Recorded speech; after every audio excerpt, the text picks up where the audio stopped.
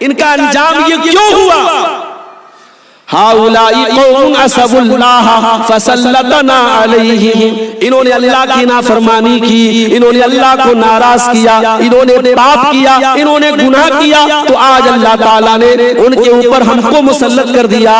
और अगर कल यही कमजोरी हमारे अंदर आ जाएगी तो वो दौर भी आएगा जब अल्लाह ताला हमको नीचे कर देगा, उनको ऊपर कर देगा, हमको मगलूब कर देगा, उनको गालिब कर देगा। मैं उस दिन के बारे में सोच करके रो रहा हूं। मेरे भाइयों, इस मुल्क में हमारा अतीत कितना शानदार था, हमारा पास्ट कितना खूबसूरत था। इस मुल्क की ईंट ईंट में हमारे बाप दादा की कुर्बानियां शामिल हैं। इस मुल्क के चप्पे चप्पे पर हमारे आबा व अजदाद के खून के निशानात हैं। इस मुल्क की तारीख और इतिहास हमारे बगैर अधूरा है। मगर आज हम कहां खड़े हैं? आज तो हम वहां खड़े हैं कि हमारी जान चली जाए, हमको मार दिया जाए, और मीडिया में जश्न मनाया जाता है। मीडिया में और सोशल मीडिया में आप देखें, लोग नारे लगाते कि मारो इन मुल्लों को, मारो इन मुसलमानों को। हम इस लेवल पर पहुंच गए, हम इस मेयार पर पहुंच गए, हमारे बच्चे मारे जाएं, हमारी औरतें मारी जाएं, हमारे घर जलाए जाएं और दुनिया जश्न मनाए, दुनिया खुशी मनाए। मेरे भाइयों, हमें गौर करना पड़ेगा, हमें उन असबाब की तह तक जाना पड़ेगा कि ये हालात क्यों पैदा हुए और फिर इसका सॉल्यूशन क्या है, इसका हल क्या है। अरबी की एक कहावत है, मन जद्द वजद, जो मेहनत करेगा वो फल खाएगा। एक और कहावत है, मन क़रा अल बाबा व लज्जा व लजा, जो दरवाजे को जाके दरवाजे को खटखटाए और दरवाजे पे जाके डटा रहे तो एक न एक दिन दरवाजा खुलेगा और वो अंदर जाए। ये दुनिया काहिलों की दुनिया नहीं है। जो काहिल हो जाए, जो कामचोर हो जाए, जो अपने हाथ पैर को तोड़ के अल्लाह की मदद का इंतजार करे, उस कौम के हाथ में कभी कुछ नहीं आया है। मेरे भाई, हिम्मत मर्दा मदद खुदा, इंसान जब हिम्मत करता है तब अल्लाह तबारक व तआला की मदद आती है। आप दुकान नहीं खोलेंगे तो कस्टमर नहीं आएगा, सामान नहीं बिकेगा। शटर गिरा करके आप अंदर बैठे रहे कि साहब अल्लाह ताला रज़्ज़ाक है, रोजी देने वाला है, आप बेवकूफ ठहरेंगे, आपको दुकान खोलनी पड़ेगी। दुनिया का तो उसूल यही है, दुनिया का तो कायदा यही है, आखिरत का भी कायदा यही है। मेरे भाई, आखिरत का भी कानून यही है, अल्लाह का निजाम यही है। अगर आप मेहनत नहीं करेंगे, आप कोशिश नहीं करेंगे, आप अपने आप को तरक्की देने के बारे में सोचेंगे नहीं, तो दुनिया की कोई सरकार, कोई गवर्नमेंट, कोई मुख्यमंत्री, कोई प्रधानमंत्री आपको विकास लाके नहीं देगा। अभी कल मैं कटिहार के इलाके में था, मुझे वहां के लोगों ने बताया पूरा इलाका तालीम में इस कदर पीछे है, पूरे गांव में कोई एक आदमी मैट्रिक पास नहीं है, 12th पास नहीं। और हम साहब रोना रोते हैं कि साहब हमारे साथ बड़ा जुल्म हो रहा है, सरकारी नौकरियां हमें नहीं मिल रही हैं, हम जो है बड़े ऑफिसेस में हमारी कोई गिनती नहीं है। अपने मेहनत कितनी, जो मेहनत करता है। उसी कटिहार के इलाके में कल एक नौजवान से मुलाकात हुई, वो मेरे मदरसे में, मेरे मादर इल्मी में जहां मैंने तालीम हासिल की है, जामिया सलफिया बनारस से उस लड़के ने तालीम हासिल की, कुरान का हाफिज बना, 10 साल जामिया सलफिया में पढ़ाई की, दिल्ली गया और जामिया मिल्लिया इस्लामिया के अंदर उसने एडमिशन लिया, ग्रेजुएशन किया, फिर 1 साल उसने ट्रांसलेशन का कोर्स किया, और उसके बाद कटिहार के एक हॉस्पिटल में एक डॉक्टर नसीम अख्तर साहब है, उनका हॉस्पिटल है, उन्होंने उस लड़के के टैलेंट को देख करके कहा कि तुम हमारे हॉस्पिटल के मैनेजर बन जाओ। उस हॉस्पिटल का वो मैनेजर बन गया। उसके बाद भी उसने पढ़ाई को नहीं छोड़ा। जब उसने देखा कि मैं ये काम कर रहा हूं, उसने MBA में एडमिशन लिया और आज वो कटिहार में बैठ करके MBA कर रहा है। और अभी अल्लाह के फजलो करम से वहां बिहार में कोई गवर्नमेंट जॉब, भाषा अधिकारी की, लैंग्वेज ऑफिसर की कोई जॉब निकली है, उसमें उस लड़के ने इनरोलमेंट किया, उसका फॉर्म भरा और अभी उसका सिलेक्शन होने वाला है। उसने मेहनत की और उस लड़के ने मुझसे कहा, उसने कहा कि शेख साहब मेरे भाई, मैं आज जो भी हूं मैं कभी कभी महसूस करता हूं अल्लाह ने मेरे सीने में जो कुरान रखा है, इस कुरान की बरकत है। जिस कौम का 5 साल का बच्चा कुरान याद कर सकता है, उस कौम का बच्चा डॉक्टर क्यों नहीं बन सकता? उस कौम का बच्चा अदालत में जज क्यों नहीं बन सकता? उस कौम का बच्चा वकील क्यों नहीं बन सकता? आज केस हमारा रहे और लड़ने वाले गैर मुस्लिम रहे, हमारी कम्युनिटी के पास अच्छे वकील नहीं। मेरे भाइयों, हमें इस चीज पर गौर करना पड़ेगा। हमें अपने आप को ताकतवर बनाना पड़ेगा, मजबूत बनाना पड़ेगा, अपनी कम्युनिटी के बारे में सोचना पड़ेगा।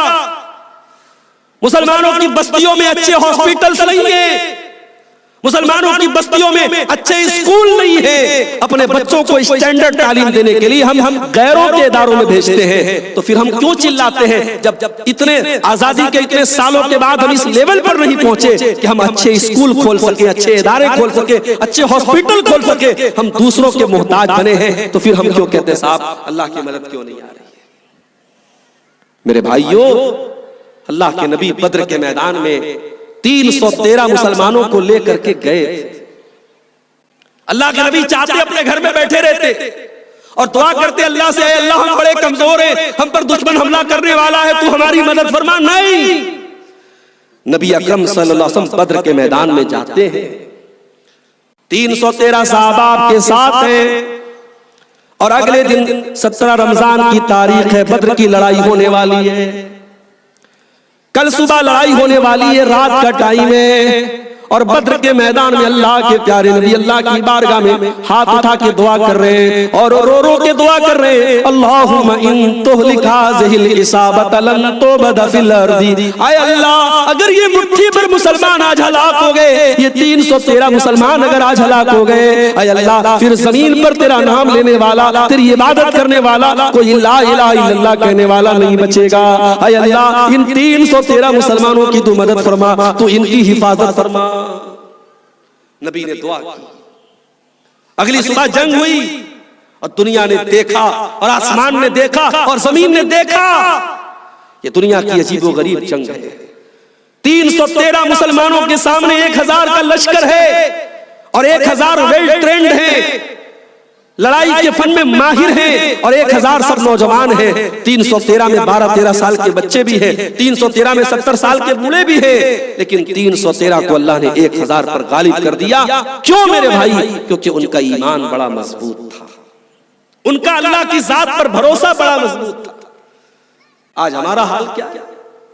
अभी हमारे एक दोस्त बताने लगे, इसी गाजोल के बारे में, मालदा के बारे में बताने लगे, कितने मुसलमान हैं, उनको तौहीद के बारे में बताओ और शिर्क के बारे में बताओ तो कहते साहब किसी मूर्ति, किसी स्टैचू पर फूल चढ़ाना, उसका सम्मान करना, उसकी इज्जत करना, इसमें कहां से शिर्क आ गया? उनको नहीं समझ में आ रहा है कि ये शिर्क है। ये हालत है हमारी कौम की। हमें तौहीद का मतलब नहीं पता, हमें शिर्क का मतलब नहीं पता। हमारे उत्तर प्रदेश में लखनऊ से 300 मुसलमान, नाम के मुसलमान, लखनऊ से पैदल सफर करके एक बुत खाने की जियारत करने के लिए और बुत की जियारत करने के लिए अपने लखनऊ से अपने घर से निकलते हैं और मीडिया में उनकी बड़ी तारीफ होती है, साहब ये सच्चे मुसलमान हैं, ये जो है हर धर्म का सम्मान करते हैं। याद रखो, हर धर्म का सम्मान करना एक अलग बात है और अपने मजहब पर कायम रहना एक अलग बात है। सम्मान हम सबका करते हैं, हम किसी की बेइज्जती नहीं करते, हम किसी भी मजहब की जो बड़ी शख्सियत है हम उसको बुरा भला न कहते हैं, न कहने वालों को हम सही मानते हैं, लेकिन हम तौहीद और ईमान वाले हैं, हम तौहीद से समझौता नहीं कर सकते। अल्लाह के प्यारे नबी की जिंदगी आप उठा के देखिए, आपके ऊपर कितने मुश्किल दौर आए। वो दौर भी आया जब आप खाने काबा के पास नमाज पढ़ने के लिए जाते हैं, दुश्मन आता है, आपके गले में चादर डाल करके आपका गला दबाने की कोशिश करता है। वो दौर भी आता है, आप खाने काबा के सामने नमाज पढ़ रहे हैं और एक जालिम आता है और आपके कंधे के ऊपर, आपकी गर्दन के ऊपर ऊँटनी की बच्चादानी ला के रख देता है, ऊँटनी की ओझड़ी ला के रख देता है, आपके ऊपर गंदगी को डाला जाता है, आपके लिए अल्लाह की इबादत करना भी दूभर कर दिया गया। मेरे नबी की जिंदगी में वो दौर भी आया जब 3 साल तक आपके पूरे खानदान का बाइकआउट कर दिया गया, 3 साल तक पूरे मक्का में अनाज आता है, लेकिन मोहम्मद रसूलुल्लाह के खानदान वालों को अनाज का एक दाना भी नहीं दिया जाता है। पत्ते चबा चबा के मोहम्मद रसूलुल्लाह ने और आपके खानदान वालों ने दिन काटे थे मेरे भाई। 3 साल का अरसा आपने काटा था। और सीरत निगार लिखते और उलमा लिखते कि उन्हीं 3 सालों में अल्लाह के नबी की सेहत बहुत गिर गई और आपके चचा अबू तालिब तो उसी में बीमार होकर के इंतकाल आगे कर गए। वो दौर भी आपने देखा था। इन सारी मुसीबतों को आपने झेला, मगर तौहीद से समझौता नहीं किया, ईमान से समझौता नहीं किया आपने। मक्का वाले आपके पास आते, ऐ मोहम्मद सल्लल्लाहु अलैहि वसल्लम, हम आपके लिए एक ऑफर लेके आए हैं, चलो एक काम करो, एक दिन हम अल्लाह की इबादत करेंगे और किसी बुत के आगे हम सर नहीं झुकाएंगे, और एक दिन आप हमारे माबूदों के आगे सर झुका लीजिए। एक दिन आप वाली हम कर ले, एक दिन हमारी वाली आप कर ले, समझौता कर लेते, कॉम्प्रोमाइज कर लेते। मेरे नबी ने क्या जवाब दिया? कुल या अय्युहल काफिरून ला आबुदु मा ताबुदून वला अंतुम आबिदून मा आबुदु वला अना आबिदु मा अबदतुम वला अंतुम आबिदून मा अबुदु लकुम दीनुकुम वलिय दीन। ऐ काफिरो, ऐ अल्लाह का इनकार करने वालों, ऐ मेरी रिसालत का इनकार करने वालों, जिसकी इबादत तुम करते हो उसकी इबादत मैं नहीं कर सकता, और जिसकी इबादत मैं करता हूं उसकी इबादत जब तक तुम शिर्क कर रहे हो उसकी इबादत नहीं कर सकते। तुम अपने दीन पर चलो, हम अपने दीन पर चलते हैं। आज हमारा मुसलमान तौहीद को छोड़ रहा है मेरे भाई, और दर्द तो तब होता है, और तकलीफ तो तब होती है, और पीड़ा तो तब होती है जब किसी मदरसे का पढ़ा हुआ लड़का, किसी मदरसे की पढ़ी हुई लड़की के बारे में हम सुनने साहब वो मुर्तद होती। अभी सुना होगा आपने, हमारे यूपी के बरेली से एक न्यूज आई, मदरसे में 8 साल पढ़ने वाली लड़की मुर्तद हो गई।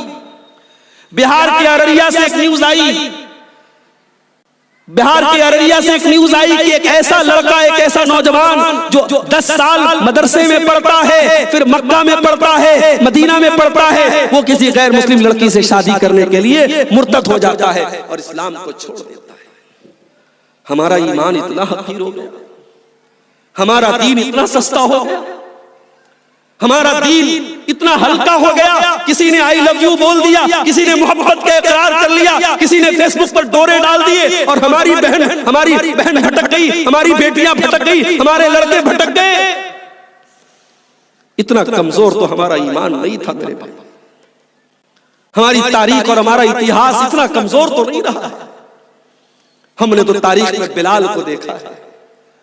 बिलाल हैंडसम नहीं है, बिलाल बहुत खूबसूरत नहीं है, गोरा चट्टा नहीं है, बिलाल काले हैं, बिलाल हबशा के रहने वाले हैं, काले कलूटे हैं बिलाल।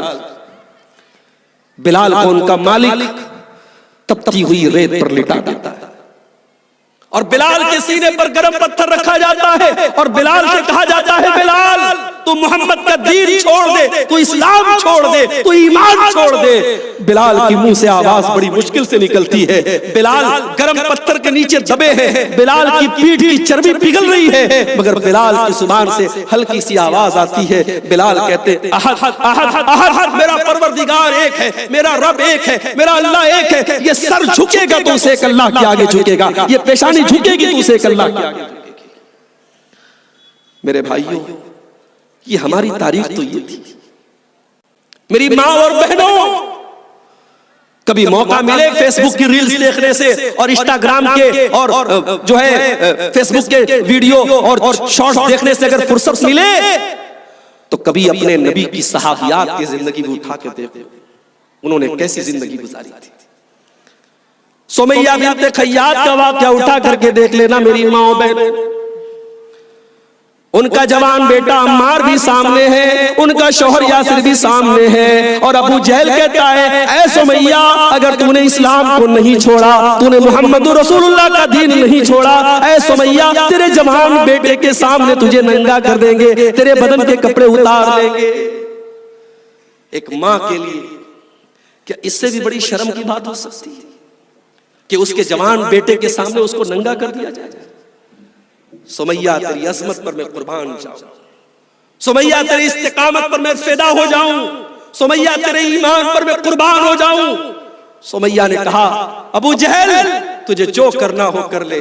सुमैया अपने नबी के दीन को छोड़ने वाली नहीं। चश्मे फलक ने यह मंजर भी देखा कि एक बूढ़ी औरत के बदन के कपड़े उतार लिए गए उसके जवान बेटे के सामने, उसे नंगा कर दिया गया। सुमैया ने नंगा हो जाना गवारा कर लिया, ईमान को नहीं छोड़ा मेरे भाई, तौहीद को नहीं छोड़ा। फिर अबू जहल ने नेजा उठाया और बड़ी बेदर्दी से और बड़ी बेशर्मी से और बड़ी बेगैरती से उस बूढ़ी औरत का खात्मा किया। मेरे भाइयों, उस औरत ने जान दे दी, अपना खून कुर्बान कर दिया अल्लाह की राह में, मगर तौहीद और ईमान को नहीं छोड़ा। आज तो चंद टकों में ईमान बिकता है, चंद टकों में इस्लाम बिकता है। बड़ा नाजुक दौर है मेरे भाई। अपने बच्चों के ईमान की फिक्र करो, अपने बच्चों के तौहीद की फिक्र करो। इस गलतफहमी में मत रहो हम तो गाजोल के रहने वाले हैं, हम तो मालदा के रहने वाले हैं, हम तो कलियाचक के रहने वाले हैं, बाप दादा से मुसलमान है, बाप दादा से अहले हदीस है, बाप दादा से तौहीद वाले हैं। आने वाली नस्ल का क्या होगा आप नहीं जानते मेरे भाई। अपने बच्चों की तौहीद इतनी मजबूत करो, उनका ईमान इतना मजबूत करो, दुनिया की कोई ताकत उनके ईमान को छीन न सके मेरे भाई। अरे हम क्या और हमारी औकात क्या। जब इब्राहीम अलैहिस्सलाम जैसा पैगंबर दुआ करता है, जब अपने बीवी बच्चे को छोड़ के इब्राहीम अलैहिस्सलाम जाने लगे मक्का में, तो क्या दुआ करते हैं? वइज़ क़ाल इब्राहीम रब्बि जअल हाज़ल बलद आमिना वजनुबनी व बनिया अन नअबुदल अस्नाम। इब्राहीम अलैहिस्सलाम दुआ करते हैं, अल्लाह मेरे बच्चों को, मेरी औलाद को तू शिर्क से बचाना, बुत परस्ती से बचाना। आय अल्लाह मेरी औलाद कभी गैरुल्लाह के दर पे सर न झुकाए, किसी बुत के आगे सर न झुकाए। आय अल्लाह मेरी औलाद की अकीदे की हिफाजत करना, मेरी औलाद की तौहीद की हिफाजत करना। हमारे यहाँ बाप मरने लगता है, बाप मरने के पहले अपने बच्चों को बुलाता है और बच्चों को जमीन के बारे में बताता है, जायदाद का कागज देता है, माँ के जेवरात के बारे में बताता है, जमीन और जायदाद की बात करता है। लेकिन मेरे प्यारे भाइयों, जरा तारीख के पन्ने पलटो और हजारों साल पहले एक बाप का आखिरी टाइम आता है। बाप के 12 बेटे हैं, बाप का आखिरी टाइम है और बाप के 12 बेटे हैं, और बाप मरने के टाइम अपने 12 बेटों से क्या कह के जाता है? अम कुंतुम शुहदा इज़ हज़र याक़ूब अल इज़ क़ाल लिबनीहि मा ताबुदून मिन बादी। ओ लोगों जरा याद करो, जब हजरत याकूब की मौत का टाइम आया, उनके 12 बेटे उनके सामने मौजूद हैं और याकूब अलैहिस्सलाम अपने 12 बेटों से कहते हैं, मेरे बच्चों ये बताओ कि मेरे बाद तुम किस दीन पर चलोगे, तुम किसकी इबादत करोगे? बच्चे कहते हैं, अब्बा जान हम एक अल्लाह की इबादत करेंगे, हम तौहीद के ऊपर कायम रहेंगे। तौहीद की हिफाजत करो मेरे भाई। बड़ा नाजुक दौर है और इसी दौर की तरफ इशारा करते हुए अल्लाह के नबी ने फरमाया था, बादिरू बिल आमालि फितनन कक़ितइल लैलिल मुज़लिम। ऐ मेरी उम्मत के लोगों, नेकी करने में देर न करो, इससे पहले कि फितनों का दौर आ जाए और इतने फितने पैदा हो जाएं, इतने फितने पैदा हो जाएं। युस्बिहुर रजुलु मुमिनन व युमसी काफिरा, कि सुबह को एक इंसान मुसलमान होगा लेकिन शाम होते होते काफिर हो जाएगा। व युमसी काफिरन व युस्बिहु मुमिना, शाम को काफिर होगा और सुबह को मुसलमान हो जाएगा। ईमान की वैलिडिटी 12 घंटे भी नहीं होगी, ईमान की वैलिडिटी 12 घंटे भी नहीं। ईमान इतना सस्ता हो जाएगा मेरे भाइयों। तौहीद की हिफाजत करो, अल्लाह की मदद तभी आएगी जब हम तौहीद पर कायम रहेंगे। अल्लाह का वादा है, हम तुम्हारी मदद करेंगे, हम तुम्हें जिल्लत से निकालेंगे, शर्त यह है तुम तौहीद पर आ जाओ। अल्लाह ने फरमाया सूरह नूर के अंदर, वअदल्लाहु अल्लज़ीना आमनू मिनकुम व अमिलुस्सालिहाति लयस्तख्लिफन्नहुम फिल अर्दि कमा इस्तख्लफल लज़ीना मिन क़ब्लिहिम। ऐ ईमान वालो, अल्लाह का वादा है, अल्लाह जमीन में तुमको इक़्तिदार भी अता फरमाएगा। वला युबद्दिलन्नहुम मिन बादि खौफिहिम अमना, अल्लाह ताला तुम्हारे खौफ को बदल करके अमन और शांति तुमको दे देगा। अल्लाह ताला तुम्हारी मदद करेगा। शर्त क्या है? याबुदूननी ला युशरिकू नबी शैया, तुम सिर्फ एक अल्लाह की इबादत करना, उसके साथ तुम किसी को शरीक न करना। तौहीद की हिफाजत करो मेरे भाई। अल्लामा इक़बाल ने कहा था ना, तौहीद की अमानत सीनों में है हमारे, आसान नहीं मिटाना नामो निशान हमारा। अभी आज मैं दोस्तों के साथ टहलने के लिए निकला, यहाँ गाजोल से कुछ दूर पर पांडवा शरीफ से मेरा गुजर। हमारे हिंदुस्तान में शरीफ बहुत है, बहुत शरीफ है, जहां शराफत का कोई काम नहीं होता उस जगह का नाम हम शरीफ रख देते हैं। अल्लाह हमारी हिफाजत करे। पांडवा शरीफ गुजरा, वहां से हमारे डॉक्टर साहब भी थे, बात आई कि चलो अंदर थोड़ा मजार शरीफ का भी दीदार कर ले। मैंने कहा कोई जरूरत नहीं है, शिर्क के अड्डे हैं मेरे भाई, कदम कदम पर शिर्क के अड्डे हैं, कदम कदम पर बुजुर्गों की मजारों पे मुसलमान सर झुका रहा है और उसके बाद कहता है अल्लाह तेरी मदद क्यों नहीं आती। अल्लाह मुशरिक की मदद नहीं करेगा, अल्लाह गैरुल्लाह के आस्थाने पर सर झुकाने वाले की मदद नहीं करेगा। तौहीद की हिफाजत करो मेरे भाई और आगे बढ़िए।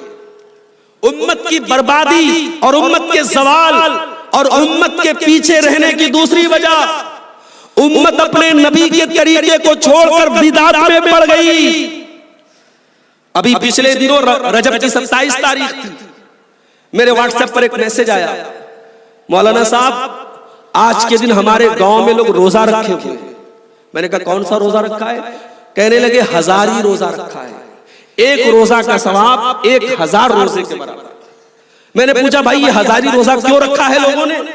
जवाब मिला मौलाना साहब आज 27 तारीख है रजब की, आज के दिन अल्लाह के नबी को मेराज का सफर कराया गया था। हमारे उलमा बैठे हैं, हमारे मदरसे के असातिज़ा बैठे हैं, इनसे पूछो कि अल्लाह के नबी को जो मेराज का वाकया हुआ ये कौन से महीने को छोड़ दो, कौन सी तारीख को छोड़ दो, कौन से वर्ष हुआ, कौन से साल हुआ, इसका भी कोई कंफर्मेशन हमें हदीस की किताबों में नहीं मिलता। मेराज का वाकया कब हुआ कुछ पता नहीं, और यहां 27 तारीख को मेराज की तारीख बना लिया। फर्जी रोजा, फर्जी नमाज, फर्जी इबादत और बड़े धूम धड़ाके से हो रही है। रबीउल अव्वल का महीना था, 12 तारीख को मेरा कोई प्रोग्राम था, गालिबन मालदा में कहीं था, मैं कलियाचक से मालदा की तरफ जा रहा था और मैंने देखा कि साहब एक तरफ का पूरा रोड जाम है और बड़े बड़े गाड़ियों पर डीजे साउंड लगा करके मुसलमान माशाअल्लाह सफेद कुर्ता सफेद टोपी लगा करके बड़े बड़े झंडे लगा करके लब्बैक या रसूल अल्लाह का नारा लगा रहा है, सरकार की आमद मरहबा का नारा लगा रहा है। जवान जवान बच्चियां अपने घरों से निकल करके ये मंजर देख रही है। अल्लाह अकबर, ये नबी का दीन है, ये मोहम्मद का दीन है? नहीं मेरे भाई, मेरे नबी के दीन में इसकी कोई गुंजाइश नहीं है। मेरे नबी का दीन बड़ा साफ सुथरा है। मेरे नबी के दीन में न पैदाइश का बर्थडे का सेलिब्रेशन है, न वफात पर कोई गम का दिन मनाया जाता है, न मेरे नबी की पैदाइश के दिन लोगों ने जश्न मनाया, न मेरे नबी की वफात के दिन लोगों ने गम मनाया। ये ढकोसले हमने बनाए, ये बिदात हमने बनाई और हमने दीन का नाम दे दिया। मेरे भाई नबी अकरम अपने हर खुतबे में फरमाया करते थे कुल्लु बिदातिन ज़लाला, हर बिदअत गुमराही है, व कुल्लु ज़लालतिन फिन्नार, और हर गुमराही जहन्नम की तरफ लेके जाने वाली। हम बिदअत करें, हम खुराफात करें और हम कहें साहब अल्लाह की मदद क्यों नहीं आती? अल्लाह की मदद कहां से आएगी? कयामत के दिन जब अल्लाह के नबी अपनी उम्मत के लोगों को हौज़े कौसर का पानी पिलाएंगे, बुखारी के अल्फाज है, मुस्लिम के अल्फाज है, अल्लाह के नबी कुछ लोगों को हौज़े कौसर का पानी पिलाने लगेंगे, फरिश्ते रोक देंगे, ऐ मोहम्मद रसूलुल्लाह सल्लल्लाहु अलैहि वसल्लम आप इनको हौज़े कौसर का पानी नहीं पिला सकते। अल्लाह के नबी फरमाएंगे ऐ फरिश्तों ये मेरी उम्मत के लोग हैं, ये मेरा कलमा पढ़ने वाले लोग हैं, ये मेरी मुझको मानने वाले लोग हैं। फरिश्ते जवाब देंगे इन्नका ला तदरी मा अहदसू बादक, ऐ मोहम्मद रसूलुल्लाह आप नहीं जानते इन्होंने आपके बाद आपके दीन में कौन कौन से नए नए काम निकाले थे। मौलाना अल्ताफ हुसैन हाली उर्दू जुबान के बहुत बड़े शायर थे। उन्होंने 100 साल 125 साल पहले एक किताब लिखी थी, उसका नाम था मुसद्दस हाली। उस किताब में उन्होंने उस दौर के मुसलमानों का नक्शा खींचा था। आज 2024 में भी जब मौलाना हाली का हम ये शेर पढ़ते हैं ऐसा लगता है मौलाना हाली आज के हालात को देख के पढ़ रहे हैं। करे गैर गर बुद्ध की पूजा तो काफिर, कवाकिब में माने करिश्मा तो काफिर, झुके आग पर बहरे सजदा तो काफिर, जो ठहराए बेटा खुदा का तो काफिर, मगर मोमिनों पर कुशादा है राहें, परस्तिश करे शौक से जिसकी चाहे, नबी को जो चाहे खुदा कर दिखाए, इमामों का रुतबा नबी से बढ़ाए, मज़ारों पे जा जा के नजरें चढ़ाए, शहीदों से जा जा के मांगे दुआएं, न तौहीद में कुछ फर्क इससे आवे, न इस्लाम बिगड़े न ईमान जावे। मेरे भाई अपनी तौहीद की हिफाजत कर, नबी के तरीके पर चल। नबी ने जो तरीका हमको दिया है वो सेफ रास्ता है, वो सुरक्षित रास्ता है, उसी पर चल करके नजात मिलेगी। अपने आप को बिदअतों से बचा ले, अपने आप को बिदअतों से बचा लो मेरे भाई, और नबी के तरीके पर चलो, तब अल्लाह की मदद आए। अल्लाह की मदद क्यों नहीं आ रही है? क्यों मुसलमान बर्बाद है? तीसरी वजह, आपस में हम लड़ रहे हैं। मेरे नजदीक जो गलत था, कब्र पर सजदा करना गलत था, मैंने बयान किया। बिदअत करना गलत था, मैंने बयान किया। उसके बावजूद कभी मैंने ये तकरीर में नहीं कहा कि फला फला मसलक वालों से तुम सलाम मत करना, मुसाफा मत करना, उनको दुश्मन समझना। ये मैंने न कभी कहा है, न मैं कहूंगा, न हमारे स्टेज से ऐसी दावत दी जाती। हम कहते ठीक है, कोई अपने आप को बरेलवी कह रहा है, कोई अपने आप को देवबंदी कह रहा है, हम अहले हदीस है, ये इख्तिलाफात है, हम इनको दलील की रोशनी में हल करेंगे। मगर जब मसला ईमान का आएगा, जब मसला इस्लाम का आएगा, हम दूसरों के सामने एक हो जाएंगे। आज क्या हो रहा है? डॉक्टर जाकिर नायक पर मुसीबत आई, सोशल मीडिया पर एक बड़े वर्ग ने, बड़ी तादाद ने जश्न मनाया कि चलो डॉक्टर जाकिर नायक पर मुसीबत आई, उनको देश छोड़ के भागना पड़ा, बहुत अच्छा हुआ, लोगों ने खुशी मनाई। जमात अहले हदीस के किसी आलिम पर कोई मुसीबत आई, लोगों ने खुशी मनाई। मौलाना कलीम सिद्दीकी मुजफ्फरनगर यूपी के रहने वाले, उनको अरेस्ट किया गया, गिरफ्तार किया गया, मुकदमा चला, कितने दिन वो जेल में रहे। उनके मुखालिफ फिरके वालों ने जश्न मनाया कि साहब चलो दूसरी जमात का आलिम पकड़ा गया, हमें तो बड़ी खुशी की बात है। और आज हाल के दिनों में हमने देखा कि मौलाना मुफ्ती सलमान अजहरी, जो बरेलवी मसलक के बहुत मशहूर आलिम और मुकर्रिर हैं, उनको पुलिस ने एक बयान की वजह से गिरफ्तार किया। हमने तो नहीं जश्न मनाया, हमारे किसी अहले हदीस आलिम ने, किसी अहले हदीस ने जश्न नहीं मनाया, खुशी नहीं मनाई, और ना हम मना सकते हैं। हमने कल भी कहा था और आज भी कह रहे हैं, जहां जुल्म हो रहा हो, जहां अत्याचार हो रहा हो, जहां गलत हो रहा हो, ये मत देखो हमारे मसलक का आदमी है कि नहीं है, हमारी पार्टी का आदमी है कि नहीं है, हमारी जमात का आदमी है कि नहीं है। जुल्म के खिलाफ रहो, सच्चाई के साथ रहो। हमने हमेशा ये आवाज दी है मेरे भाई। कब तक लड़ते रहेंगे आपस में? कब तक मसलक के नाम पर बंटवारे करेंगे? अभी वीडियो आया है फेसबुक के ऊपर, एक नौजवान को कुछ लोगों ने पकड़ा, का बोल तू सुन्नी है कि नहीं? उसने कहा भाई मैं पक्का सुन्नी हूं। बोल तू आला हजरत को मानता है कि नहीं मानता? हाँ भाई मैं आला हजरत को। बोल फला काफिर है कि नहीं है? हाँ मैं फला को काफिर मानता हूं।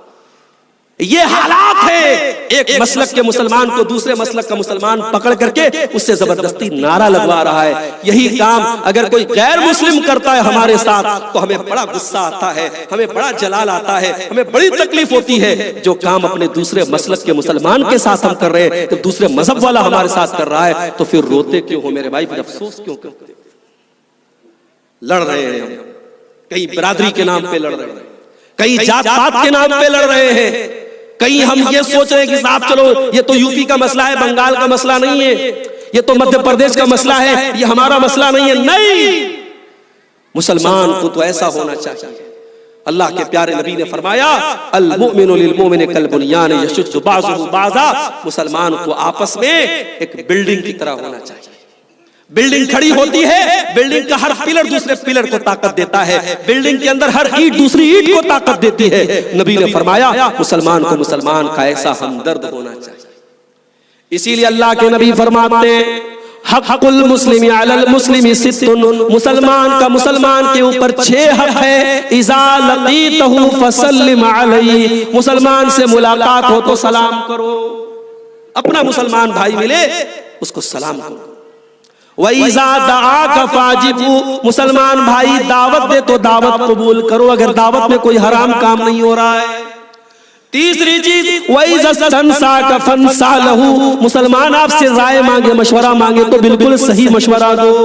चौथी चीज वईजा अतिसा फहमिदल्लाह फशम्मितहु, मुसलमान को छींक आए वो अल्हम्दुलिल्लाह कहे तो जवाब में यरहमुकल्लाह कहो। वईजा मरीज़ा फऊदहु, मुसलमान बीमार हो जाए तो उसकी इयादत करो। वईजा माता फतबिहु, और मुसलमान का इंतकाल हो जाए तो उसके जनाजे के पीछे जाओ। यह हक बताया अल्लाह के नबी ने, अधिकार है एक मुसलमान का दूसरे मुसलमान पर। हम साहब लड़ रहे हैं आपस में।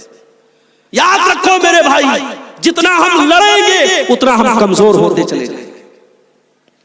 जाके इतिहास पढ़ के देख लो, दुनिया के नक्शे पर एक मुल्क है, उसका नाम आज के दौर में स्पेन है। किसी जमाने में उसको अंदलुस कहा जाता था।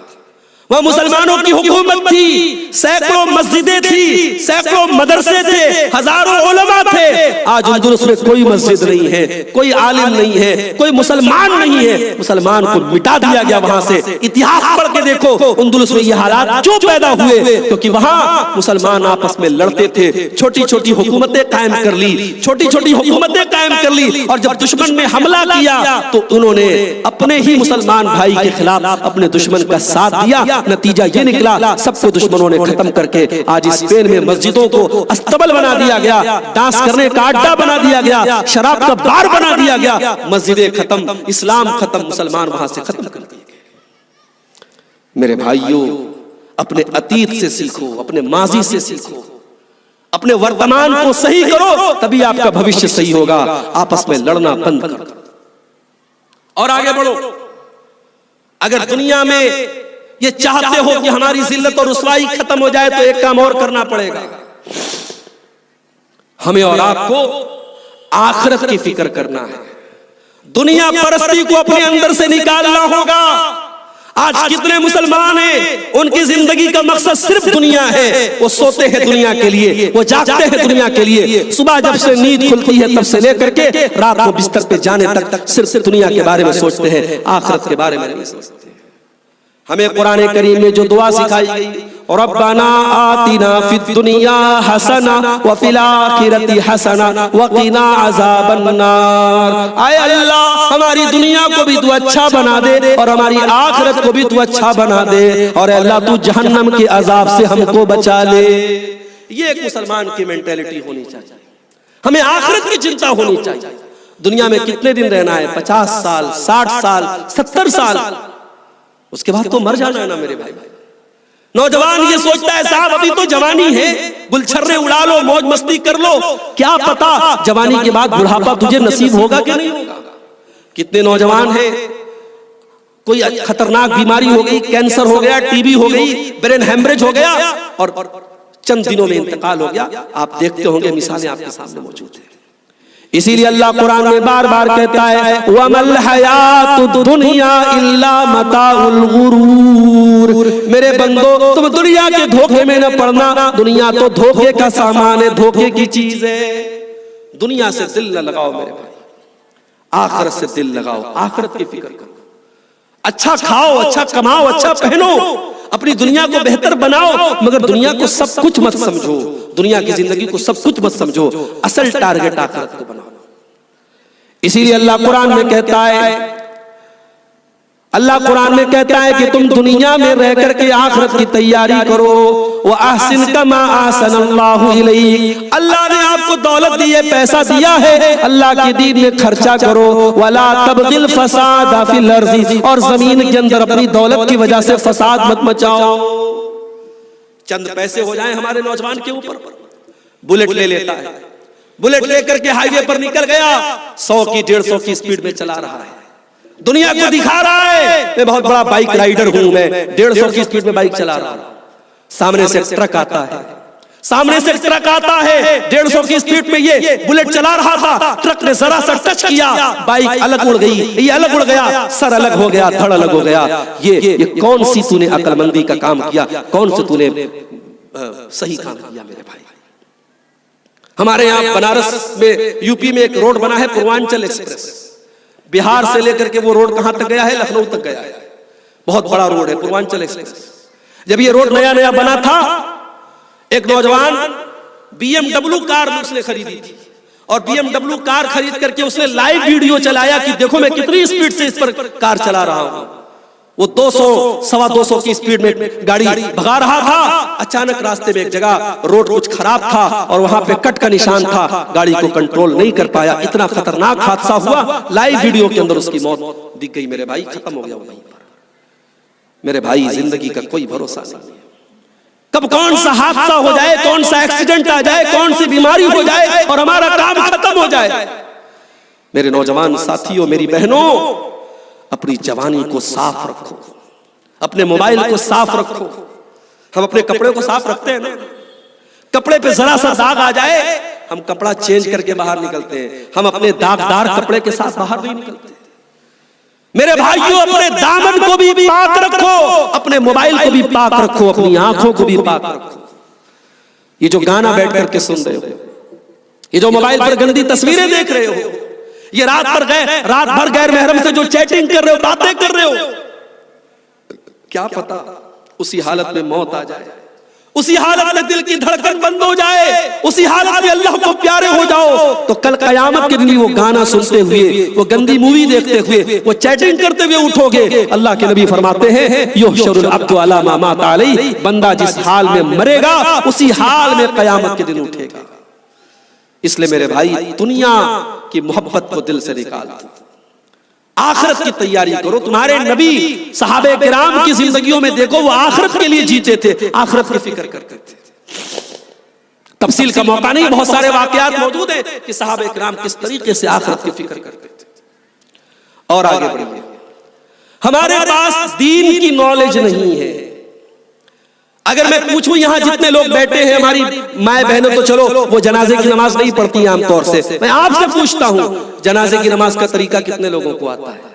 अगर मैं हाथ उठवाऊं, कितने लोगों को जनाजे की नमाज की दुआ याद नहीं है? कितने मुसलमान हैं उनको दुआए कुनूत याद नहीं है? कितने मुसलमान उनको गुस्ल का सही तरीका नहीं मालूम है? कितने मुसलमान अल्लाह के बारे में बुनियादी बात नहीं जानते? दुनिया के बारे में बहुत माहिर है साहब, दुनिया की बात आप कर ले, पॉलिटिक्स की बात कर ले, आप राजनीति की बात कर ले, आप फिल्मी दुनिया की बात कर ले, आप क्रिकेट की दुनिया की बात कर ले, बड़ी नॉलेज है। दीन के मामले में जीरो है। मेरे प्यारे साथियों, अल्लाह कुरान में कहता है यालमूना ज़ाहिरम मिनल हयातिद दुनिया व हुम अनिल आखिरति हुम गाफिलून। ये बेईमान लोगों की निशानी है, ये काफिर की निशानी है, ये मुशरिक की निशानी है कि वो दुनिया के बारे में बड़ी नॉलेज रखता है लेकिन आखिरत के बारे में कोई नॉलेज नहीं रखता। इस आयत की तफसीर में इमाम हसन बसरी कहते हैं कि बाज लोग इतने माहिर होते हैं कि अपने नाखून पर रख करके सोने का सिक्का, वो सोने के सिक्के का वजन बता देते हैं, मगर 2 रकात नमाज पढ़ने का तरीका उनको नहीं आता। मेरे भाइयों, आज हालात यही है, हम दीन के नाम पर बिल्कुल जीरो है। जब हमें दीन की कोई जानकारी नहीं है, साल में एक जलसा होता है इंटरटेनमेंट के तौर पर, मनोरंजन के तौर पर, तफरीह के तौर पर हम आए, थोड़ा घूमा, थोड़ा फिरा, थोड़ा दुकान से कुछ खा लिया, तो 2-4 घंटा पिंडाल के नीचे बैठ गए, एक कान से आलिम का बयान सुना, दूसरे कान से उड़ा दिया, फिर घर चले गए। दीन ऐसे नहीं सीखा जाता है मेरे भाई, दीन किसी उस्ताद से सीखा जाता है।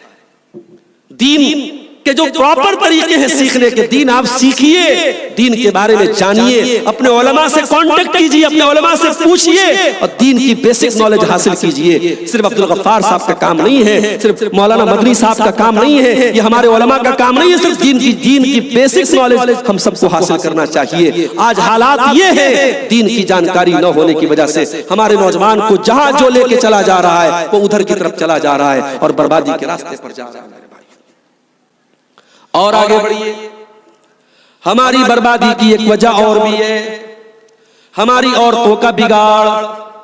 हमारी औरतों को आज हमने दीन से इतना दूर कर दिया कि आज हमारी औरतों की एक बड़ी तादाद बेहयाई के फितने में पड़ी है, बदकारी के फितने में पड़ी है। आज हमारी औरतों के लिए हमने दीन सीखने का इंतजाम बंद कर दिया।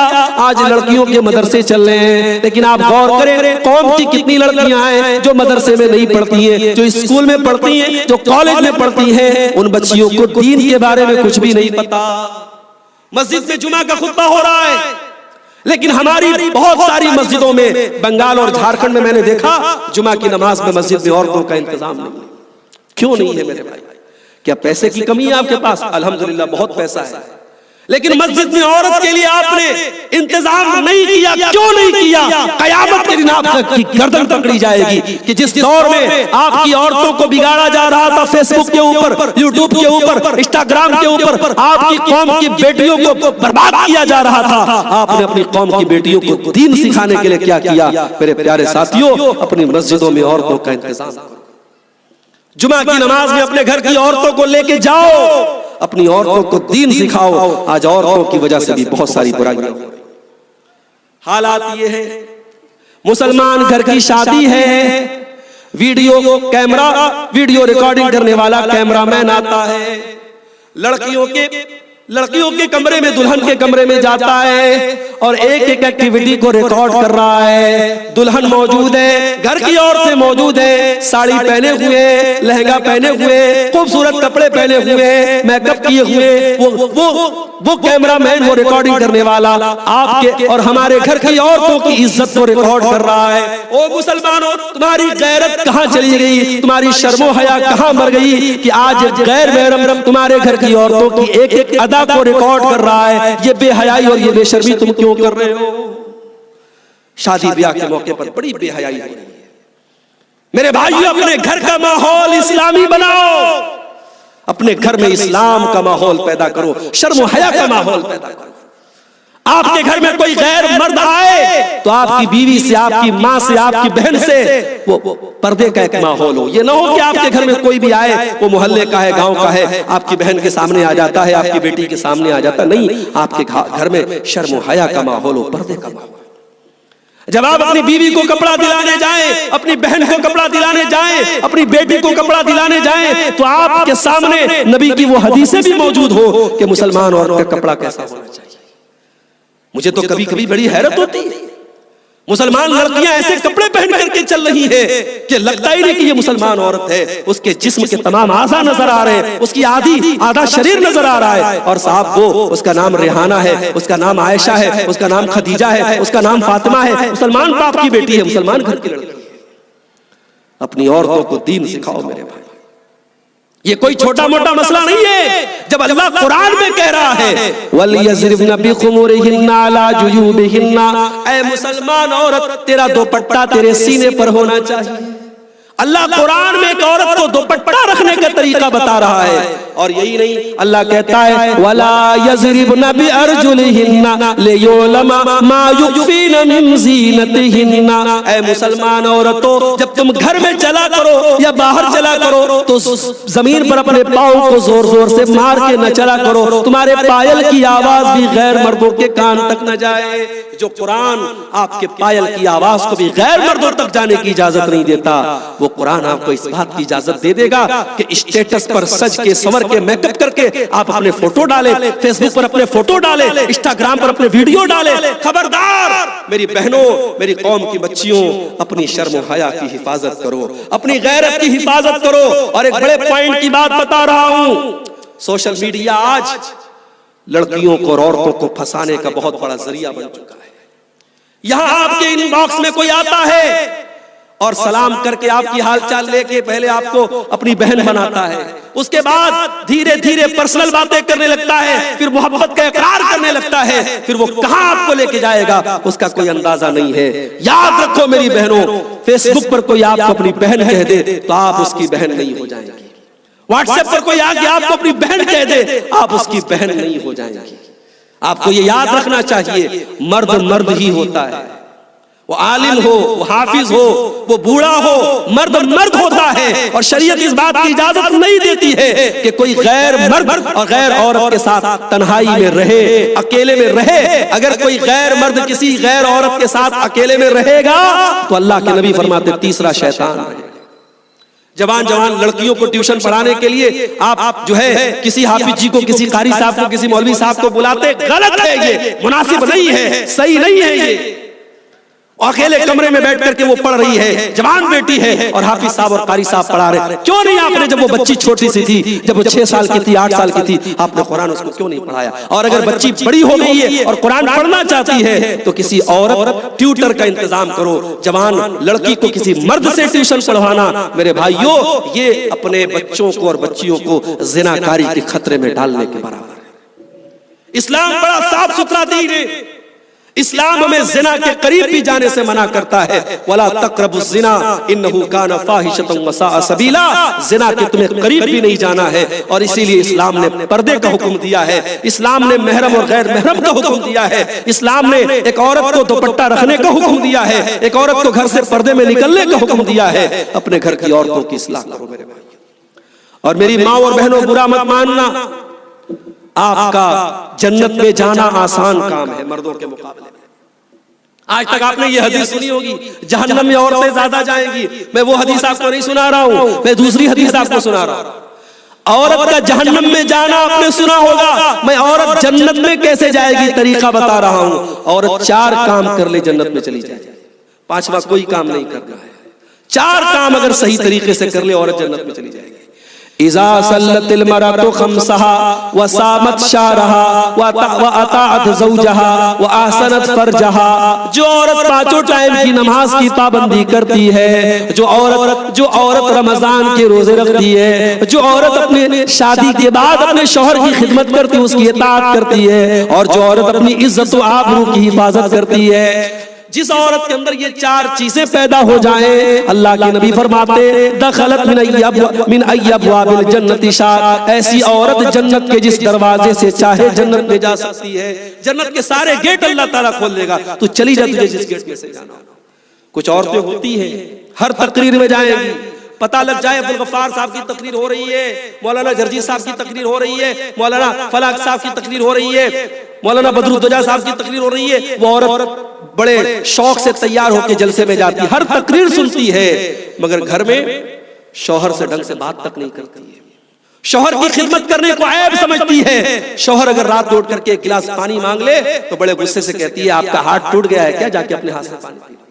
अपने शौहर की खिदमत करने को, अपने शौहर की इताअत करने को ऐब समझती है। मेरी माँ और बहनों, कान खोल करके सुन लो, तहज्जुद पढ़ लेने से, नमाज पढ़ लेने से और तकरीर सुन लेने से आप नेक नहीं बन जाएगी। एक शादीशुदा औरत जब तक अपने शौहर की खिदमत न करे, अपने शौहर की इताअत न करे, और एक कदम और आगे बढ़ के कहता हूं, जब तक अपने शौहर के लिए मेकअप न करे, एक शादीशुदा औरत जब तक अपने शौहर के लिए सजे और सवरे और अपने शौहर को मायल न करे, ऐसी औरत दीनदार नहीं है, ऐसी औरत नेक नहीं है।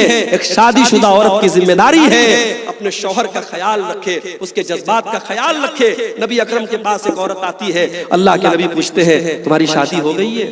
कहती है, हाँ अल्लाह के नबी शादी हो गई है। आपने पूछा, तुम अपने शौहर के साथ कैसा सलूक करती हो, कैसा व्यवहार करती हो?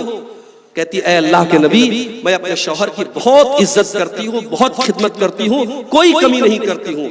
अल्लाह के नबी ने फरमाया, देखो, फंजुरी ऐनमा अंत मिन, देख लो, तुम गौर कर लो, तुम्हारा शौहर ही तुम्हारी जन्नत भी है और तुम्हारा शौहर ही तुम्हारी जहन्नम भी है। उसका हक अदा नहीं किया, उसको नाराज किया, उसका जायज हक उसको नहीं दिया, तो जहन्नम तुम्हारे लिए तैयार है। मेरी प्यारी माँ और बहनों, ये हमें और आपको याद रखना चाहिए। एक औरत ये 4 काम कर ले तो वो जन्नत में चली जाएगी।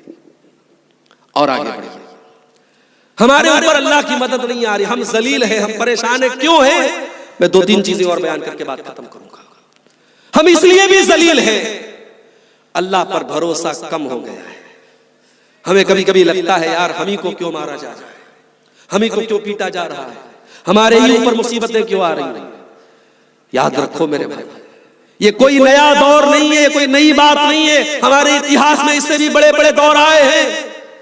याद करो अल्लाह के नबी की सीरत का वो वाक़या, जब आप हिजरत की रात अपने दोस्त अबू बकर सिद्दीक के साथ जा रहे थे गारे सौर में आप ठहरे हुए थे और तलाश करने वाले बिल्कुल गारे सौर के करीब पहुंच जाते हैं और हजरत अबू बकर डर जाते हैं और डर के कहते हैं, अय अल्लाह के नबी, अगर दुश्मन ने जरा सा नीचे देख लिया तो हम तो पकड़ लिए जाएंगे, हम तो गिरफ्तार हो जाएंगे। अल्लाह के नबी बड़े इत्मीनान से कहते हैं, ला तहज़न इन्नल्लाह माना, अय अबू बकर घबराओ नहीं, अय अबू बकर डरो नहीं, अय अबू बकर चिंता न करो, अय अबू बकर फिक्र न करो, अल्लाह हमारे साथ है, अल्लाह हमारे साथ है। ये अकीदा रखो, अल्लाह हमारे साथ है। जब तक एक अल्लाह की इबादत हम करने वाले हैं, जब तक अल्लाह के दीन पर चलने वाले हैं, ना अल्लाह का दीन खत्म होगा ना हम खत्म होंगे। कोई एक मस्जिद का मामला आ गया, परेशान न हो मेरे भाई। अगर अल्लाह ना करे, वो दौर भी आ जाए, दुनिया की सारी मस्जिदें खत्म कर दी जाए, तब भी अल्लाह अकबर की आवाज बंद होने वाली नहीं, तब भी ला इलाहा इल्लल्लाह का कलमा बंद होने वाला नहीं है। मुसलमान इबादत करने के लिए मस्जिद का मोहताज नहीं है मेरे भाई। मुसलमान तो वो कौम है, समंदर में सफर कर रहा है, कश्ती में बैठा है, जहाज में बैठा है, हवाई जहाज में बैठा है, नमाज का टाइम हुआ, जहां बैठा है उसी हाल में नमाज पढ़ना शुरू करते हैं। अल्लाह के नबी फरमाते हैं, जो इलतली अर्ज़ु मस्जिदन व तहूरा, सारी की सारी जमीन मेरे लिए नमाज पढ़ने की जगह बनाई गई है, सारी धरती मेरे लिए मस्जिद बना दी गई है। धरती के किसी भी कोने पे चले जाओ, जमीन के किसी इलाके में चले जाओ, मुसलमान को सजदा करने के लिए किसी मस्जिद का होना जरूरी नहीं है। घबराओ नहीं मेरे भाई, अपने दिल को मजबूत रखो, अल्लाह हमारे साथ है इंशाअल्लाह। अल्लाह के ऊपर तवक्कुल करो, भरोसा करो। मूसा अलैहिस्सलाम जा रहे हैं बनी इस्राइल को लेकर, सामने समंदर आ गया, दरिया आ गया और पीछे फिरौन अपने लश्कर के साथ आ रहा है। मूसा अलैहिस्सलाम के साथियों ने कहा, मूसा कहां लाके फंसा दिया आपने? ऐ मूसा क्या करें, अब सामने पानी है, पीछे दुश्मन है, कहां जाए? इन्ना लमुद्रकून, अब तो हम गिरफ्तार हो जाएंगे, पकड़ लिए जाएंगे, फिरौन तो चुन चुन के मारेगा हमें। मूसा अलैहिस्सलाम ने बड़े इत्मीनान से कहा, इन्न मई रब्बी सयहदीन, मेरा रब मेरे साथ है, मेरा अल्लाह मेरे साथ है, मेरा रब मेरे साथ है, मेरा अल्लाह जरूर कोई ना कोई रास्ता निकालेगा। मूसा अलैहिस्सलाम ने इतने इत्मीनान से जवाब दिया, उनको अल्लाह की जात पर इतना यकीन था, इतना विश्वास था, इतना भरोसा था। अल्लाह ने हुक्म दिया, फ़अौहैना इला मूसा अन इज़रिब बिअसाकल बहरा, अल्लाह ने हुक्म दिया, ऐ मूसा तुम अपनी लाठी को पानी के ऊपर मारो। मूसा ने पानी के ऊपर अपनी लाठी को मारा और पानी में रास्ता बन गया, पानी दोनों तरफ पहाड़ों की तरह रुक गया। अगर आज भी अल्लाह की जात पर भरोसा हो मेरे भाई, पानी में रास्ता बन सकता है, दरिया में रास्ता बन सकता है। डरने की जरूरत नहीं है, परेशान होने की, अल्लाह के दीन पर कायम रहो। लेकिन हाँ, इसका मतलब यह भी नहीं है कि हम अपने आप को बुज़दिल बना लें।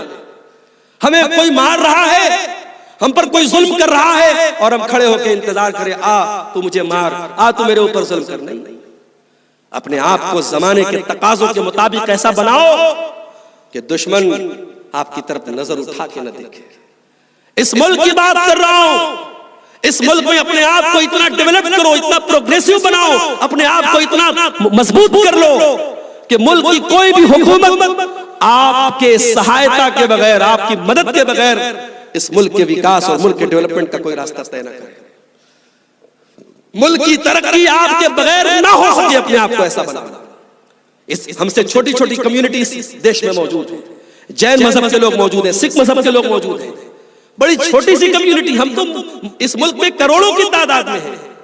हमें इग्नोर नहीं किया जा सकता, हमें नजरअंदाज नहीं किया जा सकता।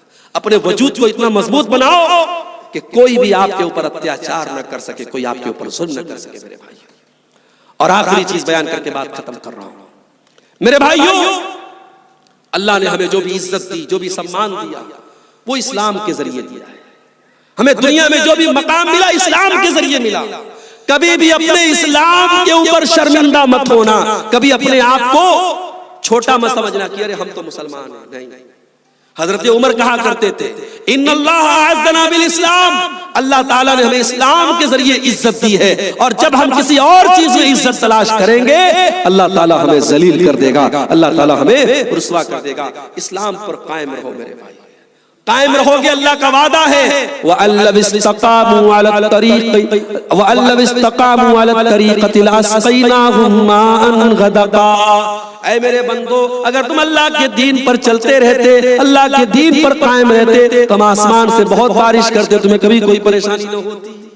अल्लाह के दीन पर चलते रहो। अल्लाह ने अपने नबी के सहाबा से कहा, या अय्युहल्लज़ीना आमनू इन तंसुरुल्लाह यंसुरकुम व युसब्बित अक़दामकुम। ऐ ईमान वालो, जब तुम अल्लाह के दीन की मदद करोगे, अल्लाह तुम्हारी मदद करेगा। जब नबी के सहाबा से ये कहा जा रहा है, तो हमारी और आपकी क्या गिनती है? कभी गौर करना, सुबह से लेकर शाम तक हमने दीन के लिए क्या किया, कितना पैसा दीन के ऊपर खर्च किया, कितना समय दीन के ऊपर लगाया, कितनी एनर्जी दीन के ऊपर खर्च की। जब कुरान में अल्लाह कह रहा है, जब तुम अपने दीन की मदद करोगे, अपने अल्लाह के दीन की मदद करोगे, तब अल्लाह। ऐसी औरत नेक नहीं है। एक शादीशुदा औरत की जिम्मेदारी है अपने शौहर का ख्याल रखे, उसके जज्बात का ख्याल रखे। नबी अकरम के पास एक औरत आती है, अल्लाह के नबी पूछते हैं, तुम्हारी शादी हो गई है? कहती हाँ अल्लाह के नबी शादी हो गई है। आपने पूछा, तुम अपने शौहर के साथ कैसा सलूक करती हो, कैसा व्यवहार करती हो? कहती ऐ अल्लाह के नबी, मैं अपने शौहर की बहुत इज्जत करती हूँ, बहुत खिदमत करती हूँ, कोई कमी नहीं करती हूँ। अल्लाह के नबी ने फरमाया, देखो फंजुरी ऐनमा अंत मिन, देख लो, तुम गौर कर लो, तुम्हारा शौहर ही तुम्हारी जन्नत भी है और तुम्हारा शौहर ही तुम्हारी जहन्नम भी है। उसका हक अदा नहीं किया, उसको नाराज किया, उसका जायज हक उसको नहीं दिया, तो जहन्नम तुम्हारे लिए तैयार है। मेरी प्यारी माँ और बहनों, ये हमें और आपको याद रखना चाहिए। एक औरत ये 4 काम कर ले तो वो जन्नत में चली जाएगी। और आगे बढ़िए, हमारे ऊपर अल्लाह की मदद नहीं आ रही, हम जलील हैं, हम परेशान हैं। क्यों है?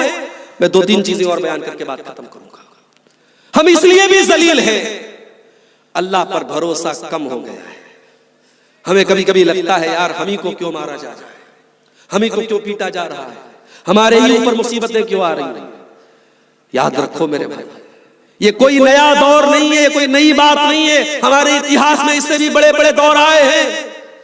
याद करो अल्लाह के नबी की सीरत का वो वाक़या, जब आप हिजरत की रात अपने दोस्त अबू बकर सिद्दीक के साथ जा रहे थे, गारे सौर में आप ठहरे हुए थे और तलाश करने वाले बिल्कुल गारे सौर के करीब पहुंच जाते हैं और हजरत अबू बकर डर जाते हैं और डर के कहते हैं, अय अल्लाह के नबी, अगर दुश्मन ने जरा सा नीचे देख लिया तो हम तो पकड़ लिए जाएंगे, हम तो गिरफ्तार हो जाएंगे। अल्लाह के नबी बड़े इत्मीनान से कहते हैं, ला तहज़न इन्नल्लाह माना।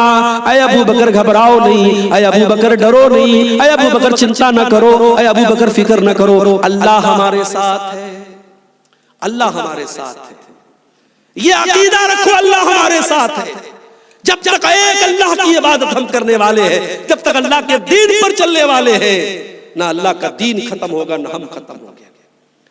कोई एक मस्जिद का मामला आ गया, परेशान न हो मेरे भाई। अगर अल्लाह न करे वो दौर भी आ जाए, दुनिया की सारी मस्जिदें खत्म कर दी जाए, तब भी अल्लाह अकबर की आवाज बंद होने वाली नहीं, तब भी ला इलाहा इल्लल्लाह का कलमा बंद होने वाला नहीं है। मुसलमान इबादत करने के लिए मस्जिद का मोहताज नहीं है मेरे भाई। मुसलमान तो वो कौम है, समंदर में सफर कर रहा है, कश्ती में बैठा है, जहाज में बैठा है, हवाई जहाज में बैठा है, नमाज का टाइम हुआ, जहां बैठा है उसी हाल में नमाज पढ़ना शुरू करते हैं। अल्लाह के नबी फरमाते, जो इलतली अर्ज़ु मस्जिदन व तहूरा, सारी की सारी जमीन मेरे लिए नमाज पढ़ने की जगह बनाई गई है, सारी धरती मेरे लिए मस्जिद बना दी गई है। धरती के किसी भी कोने पे चले जाओ, जमीन के किसी इलाके में चले जाओ, मुसलमान को सजदा करने के लिए किसी मस्जिद का होना जरूरी नहीं है। घबराओ नहीं मेरे भाई, अपने दिल को मजबूत रखो, अल्लाह हमारे साथ है इंशाअल्लाह। अल्लाह के ऊपर तवक्कुल करो, भरोसा करो। मूसा अलैहिस्सलाम जा रहे हैं बनी इस्राइल को लेकर, सामने समंदर आ गया, दरिया आ गया और पीछे फिरौन अपने लश्कर के साथ आ रहा है। मूसा अलैहिस्सलाम के साथियों ने कहा, मूसा कहां लाके फंसा दिया आपने? ऐ मूसा क्या करें, अब सामने पानी है, पीछे दुश्मन है, कहां जाए? इन्ना लमुद्रकून, अब तो हम गिरफ्तार हो जाएंगे, पकड़ लिए जाएंगे, फिरौन तो चुन चुन के मारेगा हमें। मूसा अलैहिस्सलाम ने बड़े इत्मीनान से कहा, इन्ना मई रब्बी सयहदीन, मेरा रब मेरे साथ है, मेरा अल्लाह मेरे साथ है, मेरा रब मेरे साथ है, मेरा अल्लाह जरूर कोई ना कोई रास्ता निकालेगा। मूसा अलैहिस्सलाम ने इतने इत्मीनान से जवाब दिया, उनको अल्लाह की जात पर इतना यकीन था, इतना विश्वास था, इतना भरोसा था। अल्लाह ने हुक्म दिया फ़अौहैना इला मूसा अन इज़रिब बिअसाकल बहरा, अल्लाह ने हुक्म दिया ऐ मूसा तुम अपनी लाठी को पानी के ऊपर मारो। मूसा ने पानी के ऊपर अपनी लाठी को मारा और पानी में रास्ता बन गया, पानी दोनों तरफ पहाड़ों की तरह रुक गया। अगर आज भी अल्लाह की जात पर भरोसा हो मेरे भाई, पानी में रास्ता बन सकता है, दरिया में रास्ता बन सकता है। डरने की जरूरत नहीं है, परेशान होने की, अल्लाह के दीन पर कायम रहो। लेकिन हाँ, इसका मतलब यह भी नहीं है कि हम अपने आप को बुज़दिल बना लें। हमें कोई मार रहा है, हम पर कोई जुल्म कर रहा है और हम खड़े होकर इंतजार करें, आ तू मुझे मार, आ तू मेरे ऊपर जुल्म कर। नहीं, अपने आप को जमाने के तकाजों के मुताबिक ऐसा बनाओ कि दुश्मन आपकी तरफ नजर उठा के न देखे। इस मुल्क की बात कर रहा हूं, इस मुल्क में अपने आप को इतना डेवलप करो, इतना प्रोग्रेसिव बनाओ, अपने आप को इतना मजबूत कर लो कि मुल्क की कोई भी हुकूमत आपके सहायता के बगैर, आपकी मदद के बगैर इस मुल्क के विकास और मुल्क के डेवलपमेंट का कोई रास्ता तय न करे। मुल्क की तरक्की आपके बगैर ना हो सके। अपने आप को ऐसा बनाना। इस हमसे छोटी छोटी कम्युनिटी देश में मौजूद है, जैन मजहब के लोग मौजूद हैं, सिख मजहब के लोग मौजूद हैं, बड़ी छोटी सी कम्युनिटी। हम तो इस मुल्क में करोड़ों की तादाद में है। हमें इग्नोर नहीं किया जा सकता, हमें नजरअंदाज नहीं किया जा सकता। अपने वजूद को इतना मजबूत बनाओ कि कोई भी आपके ऊपर अत्याचार न कर सके, कोई आपके ऊपर जुल्म न कर सके मेरे भाई। और आखिरी चीज बयान करके बात खत्म कर रहा हूं मेरे भाइयों, अल्लाह ने हमें जो भी इज्जत दी, जो भी सम्मान दिया, वो इस्लाम के जरिए दिया है। हमें दुनिया में जो भी मकाम मिला, इस्लाम के जरिए मिला। कभी भी अपने इस्लाम के ऊपर शर्मिंदा मत होना, कभी अपने आप को छोटा मत समझना कि अरे हम तो मुसलमान हैं। नहीं, हजरत उमर कहा करते थे इन्नल्लाह अअज़्ज़ना बिल इस्लाम, अल्लाह ताला ने हमें इस्लाम के जरिए इज्जत दी है, और जब हम किसी और चीज में इज्जत तलाश करेंगे अल्लाह ताला हमें जलील कर देगा, अल्लाह ताला हमें रुसवा कर देगा। इस्लाम पर कायम रहो मेरे भाई, कायम रहोगे, अल्लाह का वादा है वअल्लव इस्तक़ामू अला तरीक़ति लअस्क़ैनाहुम माअन गदक़ा। ऐ मेरे बंदो, अगर तुम अल्लाह के दीन पर चलते रहते, अल्लाह के दीन पर कायम रहते, तुम आसमान से बहुत बारिश करते, तुम्हें कभी कोई परेशानी न होती। अल्लाह के दीन पर चलते रहो।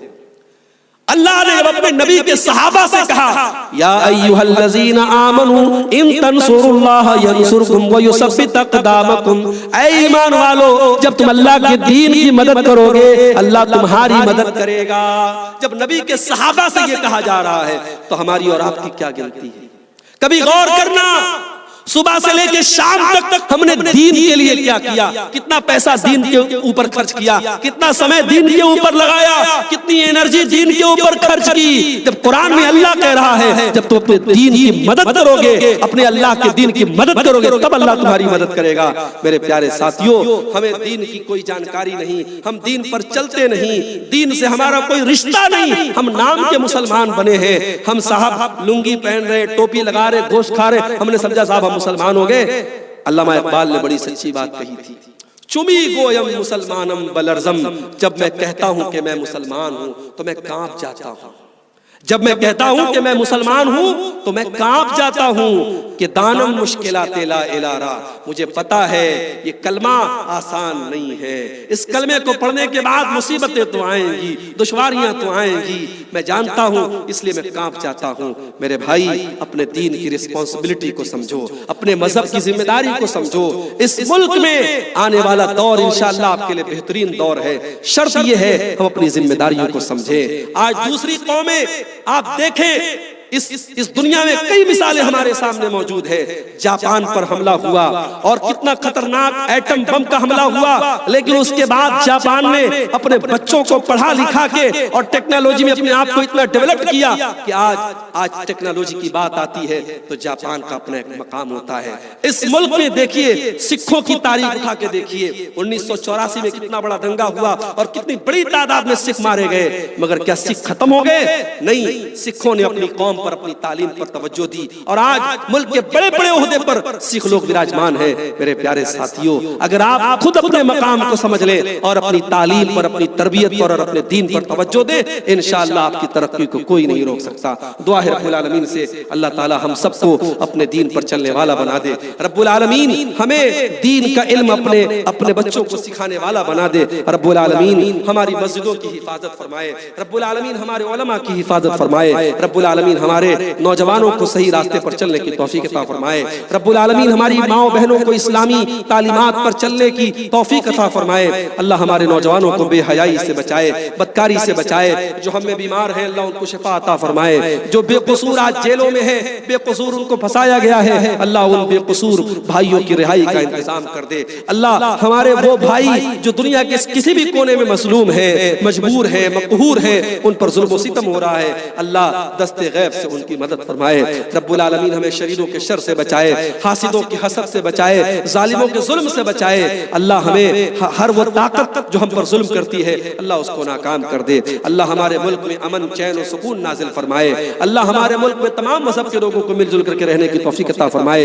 रब्बना तक़ब्बल मिन्ना इन्नका अंतस समीउल अलीम व तुब अलैना इन्नका अंतत तव्वाबुर रहीम व सल्लल्लाहु तआला अला नबिय्यिना मुहम्मद व अला आलिहि व सहबिहि।